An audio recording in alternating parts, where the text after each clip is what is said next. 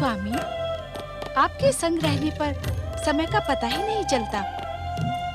गगन विहार करते करते पूरी रात्रि बीत गई। देवी पार्वती, पूर्व दिशा से उगने वाला आज का सूर्य आपके लिए ब्रह्म ज्ञान का महान संदेश लेकर आया है। तो क्या ब्रह्म ज्ञान मुझे आज ही मिलेगा? हाँ देवी, हमने निश्चय किया है कि इन्हीं हिममणित पर्वत श्रेणियों के एक हिम पाषाण कंदरा में हम तुम्हें वो ब्रह्म ज्ञान प्रदान करेंगे जिसे पाने की आकांक्षा में विगत कई दिनों से तुम्हारे हृदय में द्वंद्व चल रहा है।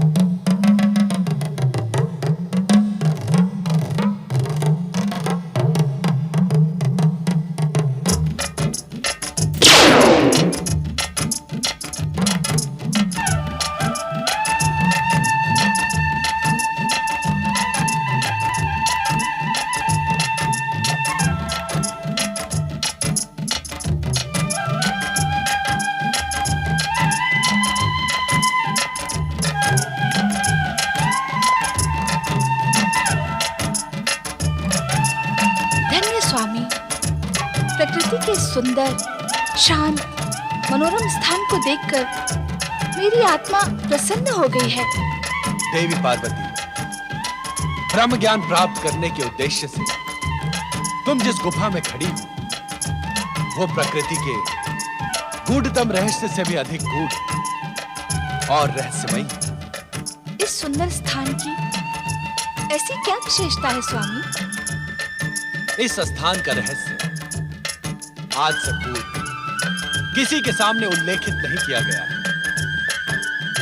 हमारे अतिरिक्त इस समस्त संसार में सर्वप्रथम तुम इस स्थान में उपस्थित होकर यहां का रहस्य ज्ञात कर रही हो। उस रहस्य को ज्ञात करने के लिए मैं उद्विग्न हो रही हूँ स्वामी। तुम्हारी उद्विग्नता स्वाभाविक है पार्वती। पर्वतराज हिमालय के अत्यंत कठिन, गूढ़ तथा हिम से ढके मार्गों में स्थित यह पवित्र गुफा अमरेश्वर के रूप में हमारा अत्यंत रहस्यमयी एकांत निवास स्थान है। ये आप क्या कह रहे हैं स्वामी? हम सत्य कह रहे हैं देवी पार्वती। हमारे अतिरिक्त किसी भी जीवात्मा को अब तक यहाँ आने का विधान नहीं था। निस्संदेह स्वामी, ब्रह्म ज्ञान प्राप्त करने के लिए मैं विगत दिनों से व्यग्र हूँ, किंतु अब आपके इस रहस्यमय एकांत निवास का रहस्य जानने को उत्सुक हूँ। देवी पार्वती, सृष्टि निर्माण के उपरांत जब जीवन के साथ मृत्यु भी अस्तित्व में आई, तब मृत्यु एवं अंतकाल देवताओं को भी भयभीत करने लगा। भयभीत देवगण हमारी शरण में आए। तब हमने देवताओं को मृत्यु के भय से उबारने के लिए सदा अपने मस्तक पर सुशोभित चंद्रमा को निचोड़ा। अद्भुत, आश्चर्यजनक। निश्चित ही सदा आपके मस्तिष्क का स्पर्श पाने वाले चंद्रमा में अमृत विद्यमान होगा। हाँ पार्वती, चंद्रमा को निचोड़ने से अमरत्व का पान करके देवगण अमर हो गए। परंतु भोलेनाथ, इस पावन कथा का इस पवित्र अमरेश्वर गुफा से क्या संबंध? संबंध है देवी पार्वती। उस अमरत्व की कुछ बूंदें पृथ्वी के इसी क्षेत्र में गिरी। उन्हीं से अमरेश्वर की अमर गंगा अथवा अमरावती नदी बह निकली। अर्थात पतित पावनी अमरावती का प्रारंभ इसी स्थान से होता है। हाँ देवी, चंद्रमा को निचोड़ने से गिरी अमरत्व की बूंदों ने इस गुफा में पहुंच सकने वाले व्यक्ति की अमरता सुनिश्चित कर दी। अर्थात इस गुफा तक पहुंचने वाला व्यक्ति अमरता को प्राप्त कर लेगा? निश्चित। यहाँ की वायु, यहाँ के वातावरण में अमरत्व विद्यमान है, जो किसी भी जीवात्मा को जीवन मृत्यु से मुक्ति प्रदान कर अमर बना सकता है। तब तो मानव कल्याण के लिए ये महान स्थान है, क्योंकि मानव सदैव अमरता प्राप्ति का प्रयास करता है।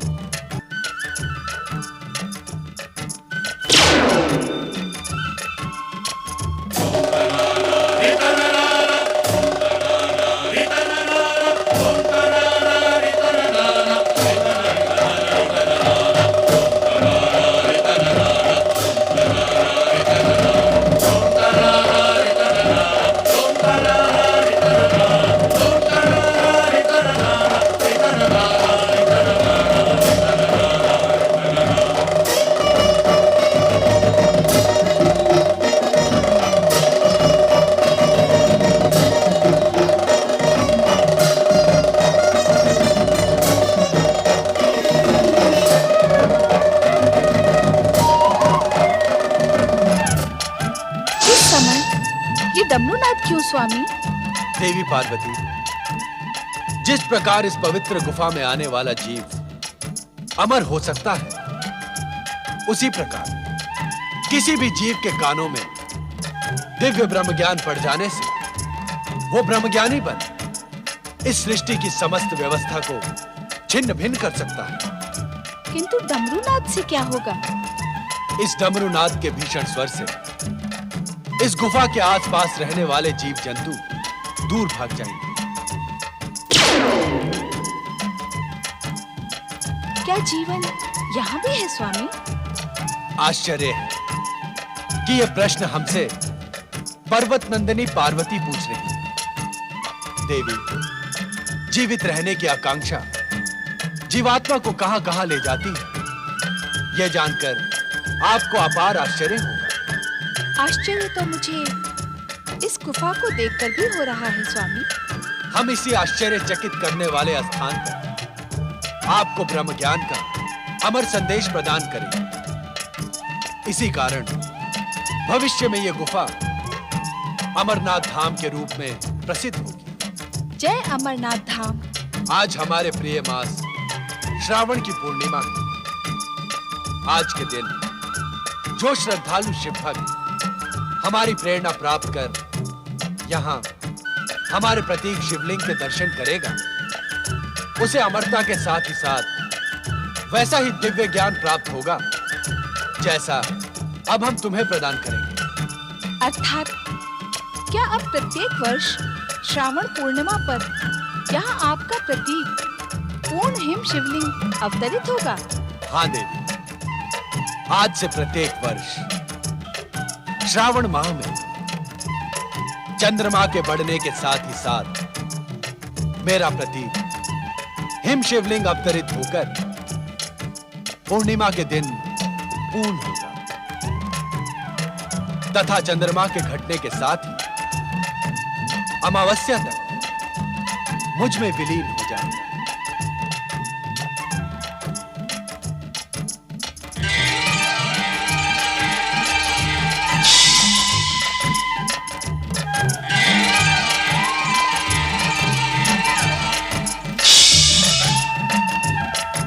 देवी, इस आसन पर विराजमान हो जाओ।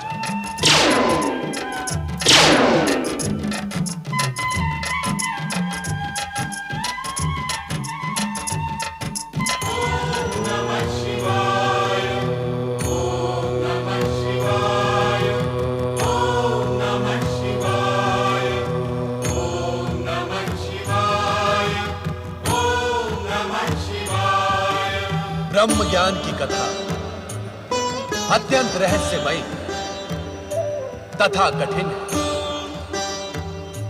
हम ये ज्ञान तुम्हें समाधि अवस्था में प्रदान करेंगे। इसे कहते हुए हमें तथा सुनते हुए तुम्हें रोमांच का अनुभव, अतः सुनने की सहमति का हुंकार भरती है, जिससे हमें यह ज्ञात रहे कि तुम ध्यान से ब्रह्म कथा सुन रही हो। जो आज्ञा। शक्ति स्वरूपा पार्वती, तुम्हें यह ज्ञात हो कि पूर्व काल में हमने अपने निर्गुण दिव्य तेज से पंचक्रोशी नगरी का निर्माण किया। इसी पंचक्रोशी नगरी में श्री हरि विष्णु पुरुष के रूप में प्रकट होकर हमारे पंचाक्षरी मंत्र का प्रणव सहित ब्रह्म ज्ञान की साधना करते हुए जप करने लगे। नमः शिवाय। हमारे इस पंचाक्षरी मंत्र की निरंतर जप से एक दिव्य ध्वनि का निर्माण हुआ। उस दिव्य ध्वनि से आनंद की लहरें उठने लगी। श्री हरि विष्णु का संपूर्ण शरीर इस आनंद लहरी का अनुभव करने लगा।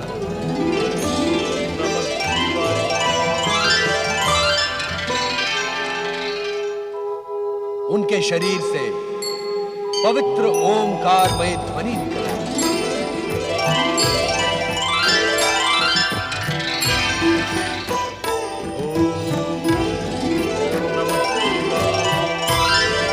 ये ओमकारमय ध्वनि इस बात का संकेत है कि परम पुरुष श्री हरि विष्णु को ब्रह्म ज्ञान का साक्षात्कार होने लगा था। यह ब्रह्म ज्ञान शिव का स्वरूप है।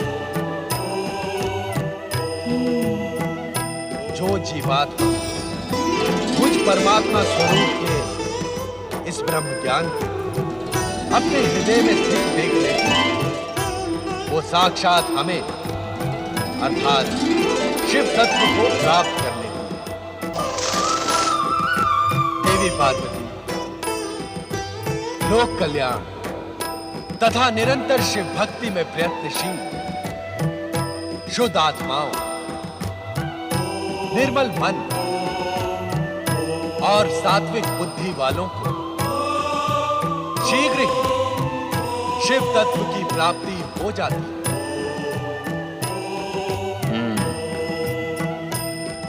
सृष्टि के कण कण में शिव तत्व की अनुभूति, प्राणी मात्र की श्रद्धा और भावनाओं को आहत न करना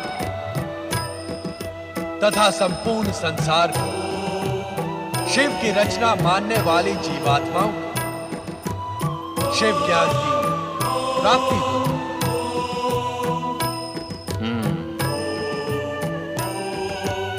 अपने को श्रेष्ठ और दूसरे को निकृष्ट न मानना,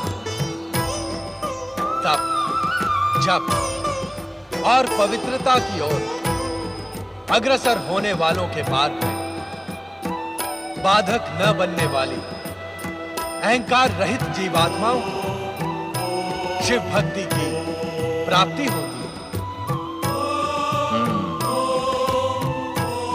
शिव तत्व, शिव ज्ञान और शिव भक्ति की प्राप्ति से मन, आत्मा और बुद्धि तेजस्वी तथा ओजस्वी बन जाती है। इतना प्राप्त कर लेने पर कुछ भी प्राप्त करना शेष नहीं बचता। शिव तत्व, शिव ज्ञान और शिव भक्ति को प्राप्त करने का एकमात्र मार्ग है शिव चरणों में अपना जीवन समर्पित कर निरंतर हमारे पंचाक्षरी मंत्र ओम नमः शिवाय का जाप कर। हमारे इस पंचाक्षरी मंत्र ओम नमः शिवाय में संसार का सर्वश्रेष्ठ ज्ञान समाहित।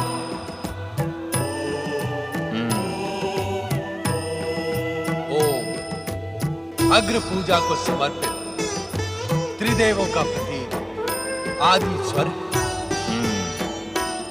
शिव जीवन के कल्याण का स्वरूप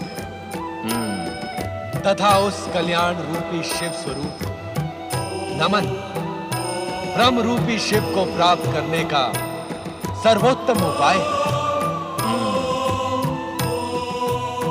यही ब्रह्म ज्ञान का सत्य है, यही शिव की सुंदर रचना है। मेरे द्वारा प्रकट सत्यम शिवम और सुंदरम से युक्त यह ब्रह्म ज्ञान उन्हीं महाभागों को प्राप्त होता है जो मेरे स्वरूप में अगाध श्रद्धा रखते हैं।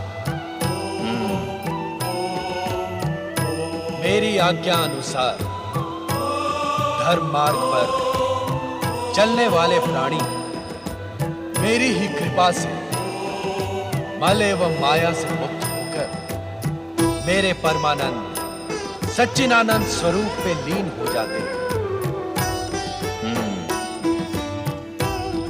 स्वयं मेरे द्वारा रचित एवं कहे गए इस दिव्य ज्ञान को प्राप्त ज्ञानी इस ज्ञान के प्रकाश रूपी अग्नि से अपने कर्म में शरीर को क्षण भर में जलाकर मेरी कृपा से कर्म बंधन से छुटकारा पाकर मोक्ष को प्राप्त कर लेते हैं।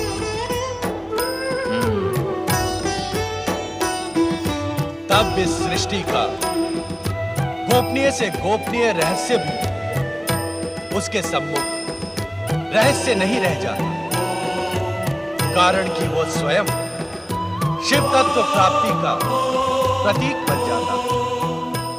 यही है परम दिव्य ब्रह्म ज्ञान,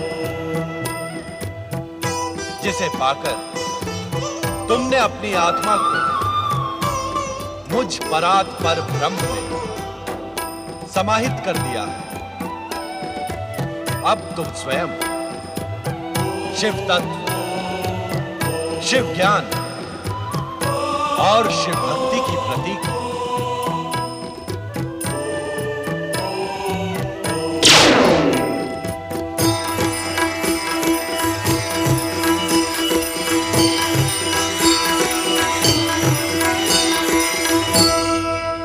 परंतु देवी पार्वती ब्रह्म ज्ञान प्राप्त कर सकें इससे पूर्व ही निद्रा मग्न हो जाती है और उनके स्थान पर श्रापित कबूतर रूपी ध्रौम्य ब्रह्म ज्ञानी हो जाता है। कबूतर रूपी ध्रौम्य को ब्रह्म ज्ञान की प्राप्ति हुई, ये भी विधि का ही विधान था। माता पार्वती को सुअवसर मिलने के पश्चात भी ब्रह्म ज्ञान का ज्ञान न होना भी संभवतः शिवलीला का ही अंग था।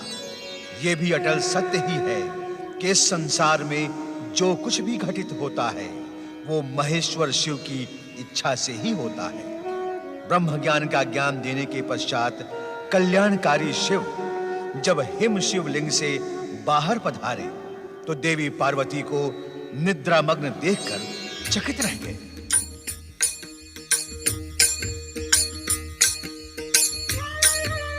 तुम सो रही हो पार्वती, तुम अपनी निद्रा को रोक न सकी। परम शिव तत्व और ब्रह्म ज्ञान की प्राप्ति के स्थान पर तुम्हें निद्रा ही प्रिय लगी।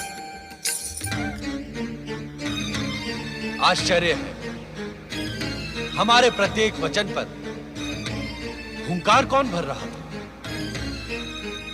कौन है वो प्राणी जो हमारी आज्ञा के बिना इस दिव्य ब्रह्म ज्ञान के संदेश को सुनकर हुंकार भर रहा था? उपस्थित हो।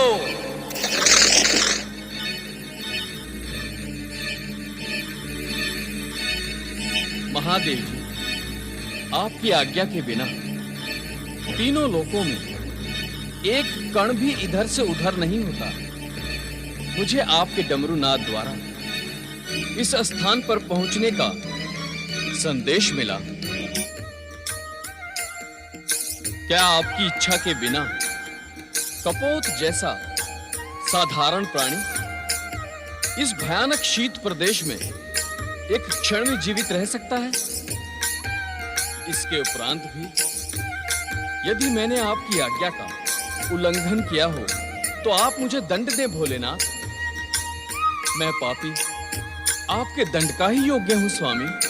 मन छोटा न करो ध्रुव। ये सारी माया हमने तुम्हें शाप मुक्त और ब्रह्म ज्ञान देने के लिए ही रची थी। ब्रह्म ज्ञान के लिए तुम्हारी पात्रता पहले ही निश्चित हो गई थी। अब तुम अपने गुरु के शाप से मुक्त हुए। ब्रह्म ज्ञानी ध्रुव ने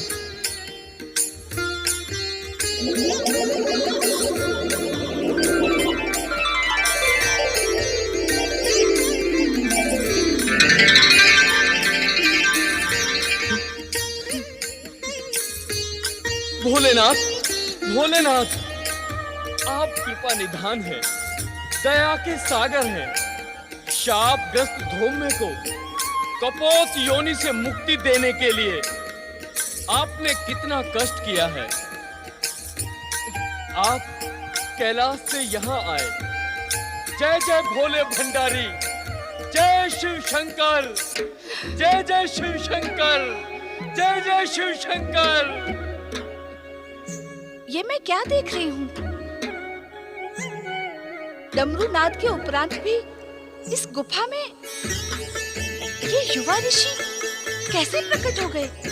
माता, मैं और ऋषि का शिष्य ध्रुव हूँ। भोलेनाथ की प्रेरणा से ही यहाँ उपस्थित हुआ हूँ। भोलेनाथ की प्रेरणा? हाँ माता, मैं शापग्रस्त ध्रुव कपोत वन आकाश में उड़ रहा था। तभी मुझे भोलेनाथ के डमरू नाद द्वारा इस स्थान पर पहुंचने का आदेश मिला। माता, आज भोलेनाथ की कृपा से मेरा पुनर्जन्म हुआ है। अन्यथा कपोत योनि से मुझे मुक्ति कौन प्रदान करता? मैं समझ गई स्वामी। इन्हीं ध्रुव ऋषि को शाप मुक्त कर ब्रह्म ज्ञान का उपहार प्रदान करने के लिए ही आप मुझे इस पवित्र अमरनाथ गुफा में लेकर आए। किंतु मेरा दुर्भाग्य देखिए स्वामी, पाकर भी मैं उस दिव्य ज्ञान से वंचित रह गई। मेरी अभागी निद्रा। पश्चाताप न करो पार्वती। तुम्हारा निद्रा मग्न होना भी हमारी ही लीला का अंग था। ध्रुव में अब तुम अपने गुरु के पास जाकर उनकी उद्विग्नता का शमन करो। हमारी आराधना करते हुए भी वे दुखी हैं। उनका मन अस्थिर है। तुम उन्हें दिव्य ब्रह्म ज्ञान प्रदान करो जो तुम्हें हमसे प्राप्त हुआ है। हाँ ध्रुव में एक शिष्य का अपने गुरु के प्रति यही कर्तव्य भी है। एवं संभवतः आने वाला भविष्य इस बात का साक्षी होगा कि तुमसे अधिक मूल्यवान गुरु दक्षिणा किसी भी शिष्य ने अपने गुरु को प्रदान नहीं की। जो आज्ञा माता। ध्रुव में हम तुम्हारे विनम्र स्वभाव और सदाचार से प्रसन्न होकर तुम्हें दिव्य शक्तियां भी प्रदान करेंगे।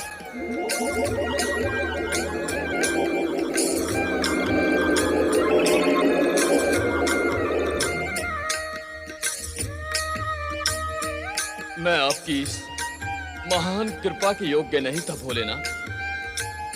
भगवान, अब मुझे आज्ञा दी जिससे शीघ्र अतिशीघ्र मैं अपने गुरु को विषाद मुक्त कर सकूं। ओम नमः शिवाय।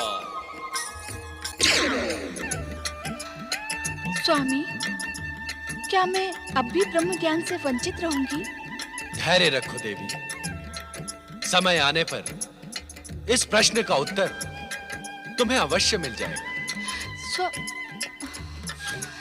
अपने मन की उद्विग्नता का शमन करो देवी।